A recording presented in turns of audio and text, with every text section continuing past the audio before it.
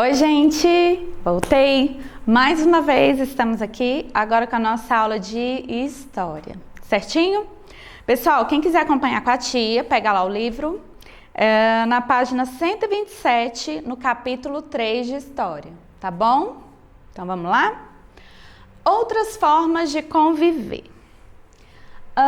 Nós vamos falar um pouco sobre cultura. Nós já falamos sobre documentos e sobre os historiadores, continuando falando sobre historiador também, mas agora vamos entrar no assunto um pouco diferente, sobre a cultura, tá? As diferenças entre as famílias não estão ligadas somente ao tempo cronológico, como nós vimos aí anteriormente. Elas estão ligadas à cultura dos povos sociais, às quais as famílias também pertencem. Você sabe o que é cultura? Vamos ver. Para os historiadores, a cultura é tudo aquilo que o homem produz no contexto social. São manifestações intelectuais e artísticas. Tudo isso fica registrado aí em algum lugar e passa a fazer parte da nossa cultura. Esses tipos de manifestações, certinho? O estudo da cultura de outros povos nos ensina a valorizar e respeitar os diferentes hábitos e costumes, bem como nos permite lutar pela preservação dos seus valores culturais. É interessante nós estudarmos a cultura de outros povos para entender um pouco mais sobre esses costumes e a própria cultura deles, certinho? Então vamos lá.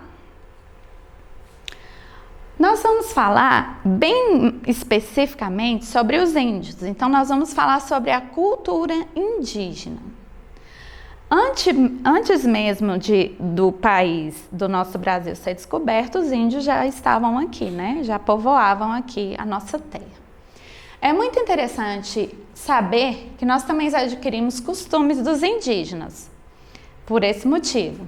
Eles nos ensinaram a comer alimentos como mandioca, milho, banana e a tomar banho todos os dias. Sabia que esse costume nós aprendemos com eles?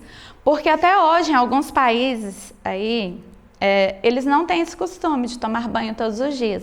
Isso é um costume nosso, brasileiro, ficar bem cheirosinho, bem limpinho. E nós aprendemos isso com os costumes dos índios. Sabiam disso? Pois é. Então vamos lá. Vamos falar um pouco mais da alimentação indígena. Você come muita coisa aí que os índios nos ensinaram. Eles costumam tirar o sustento da própria natureza. Eles caçam, ou seja, eles pescam, eles cultivam no próprio solo, como nós vimos nos vídeos anteriores, eles cultivam o seu próprio alimento. Então, lá na tribo indígena não tem supermercado, tá? Tudo que eles consomem, eles mesmos produzem. Eles caçam, eles produzem no solo, dentre outros, certinho? Ainda falando sobre a alimentação indígena, há inúmeras tribos. Vocês vão ler lá no livro de vocês. Eu não coloquei para não ficar tão extenso o vídeo, tá? E dentre essas tribos, cada uma tem seus modos e seus hábitos, costumes diferentes uma das outras. Com a alimentação acontece a mesma coisa. Cada tribo tem as suas preferências, porém, o milho, a mandioca são usados na maioria dessas aldeias que vocês verão aí, né? Como o costume dessas aldeias que vocês estudarão, certo? E nós também, eu particularmente amo milho e mandioca, que é um costume que nós já trouxemos lá da alimentação indígena, certinho? O que será que acontece quando um índio fica doente? Lá não tem hospital. Geralmente eles estão num lugar bem afastado das capitais da cidade, eles ficam bem isoladinhos lá na mata, nas aldeias dele, né? Mas o que será que acontece quando eles adoecem? Se não tem médico, se não tem hospital? Como eles fazem, tia Selma? Pois é, eles são bem organizados, os índios. tem lá os seus líderes, né? O líder de cada tribo que responde pelaquela aldeia. E eles têm também o pajé, que ele é geralmente ele que cuida da saúde, é uma espécie de médico lá dos índios, ele que cuida da saúde dos índios. Nas diversas aldeias, o tratamento, a cura das doenças são feitos pelo pajé. O que ele usa, tia Selma? Ele vai na farmácia e compra os remédios? Não. Ele usa as plantas medicinais como medicamento. A base toda do tratamento dele são as plantas. E algumas pessoas trouxeram esse costume para nós. Até mesmo o chá que nós tomamos é um costume indígena, certinho? Então vamos lá. A terra é fundamental para o índio, como nós já vimos aí, tanto para a medicina como para a alimentação. Para tudo o índio precisa da terra.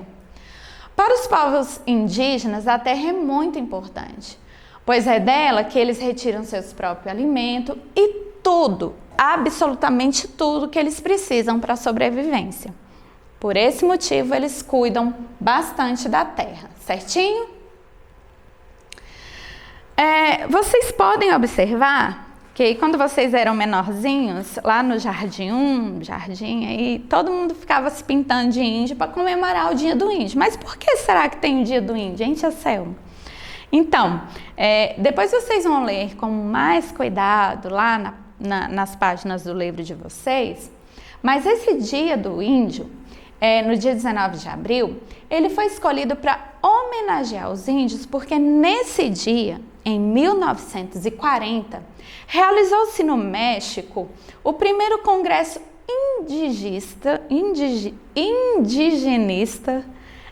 interamericano. Ou seja, a partir deste congresso aí, que eles decidiram que nesse dia seria comemorado o Dia do Índio. Para quê? Para manter na nossa memória, para preservarmos e até mesmo lembrarmos da cultura indígena que nos auxilia, que nos ajuda aí no decorrer de tantos anos, certinho? Então, por isso que o Dia do Índio é comemorado no dia 19 de abril, certinho? Lembre-se, os índios, eles são produtores de mandioca, do qual produzem a tapioca, e do milho, com o qual fazem a pamonha. Eles constroem as habitações deles de madeira e de palha, que são chamadas de oca, onde podem viver uma ou até mais de uma família. O líder guerreiro que responde lá pela aldeia é o cacique. E o que cuida da saúde, como a tia Selma já falou, é o pajé.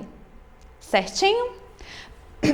Pessoal, façam a leitura lá do livro de vocês, a partir da página 127, e tem atividades também nessas páginas até a página 134, tá bom? Só até a página 134.